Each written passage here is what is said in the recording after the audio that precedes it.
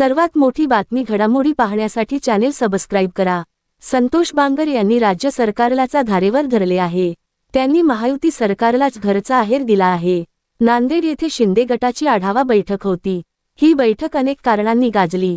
सध्या मराठवाड्यातील काही ठिकाणी स्थानिक नेते आणि कार्यकर्त्यांमध्ये धुसफूस सुरू असल्याचे दिसून येते।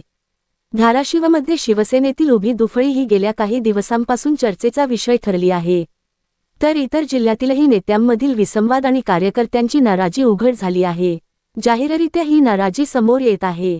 यावर पक्षाने वेळीच काही धोरण ठरवले नाही तर अंतर्गत विसंवाद वाढून दुफळीने पक्षाला फटका बसण्याची भीती कार्यकर्ते व्यक्त करत आहेत। सत्तेत असूनही निधी वाटपातील अन्याय, अनेक ठिकाणी कामं न मिळण्याची तक्रार, तर कामे करण्यासाठी वारंवार तगादा लावावा लागत असल्याची ओरड कार्यकर्ते करत आहेत। शिंदे सेनेच्या आढावा बैठकीत आमदार संतोष बांगर यांनी कार्यकर्त्यांच्या मनातील भावना पक्षश्रेष्ठींसमोर आणली।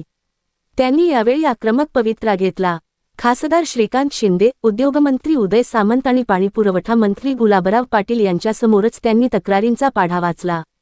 त्यांच्या या आक्रमकपणामुळे काही काळ बैठकीचं वातावरण तापलं, गंभीर झालं। कार्यकर्त्यांनी त्यांना पाठिंबा दिला। मनातील खदखद त्यांनी बाहेर काढली। मंत्र्यांच्या डोक्यात हवा गेली आहे। डोक्यात हवा गेलेल्या मंत्र्यांना अगोदर घरी बसवा असा इशारा आमदार संतोष बांगर यांनी दिला।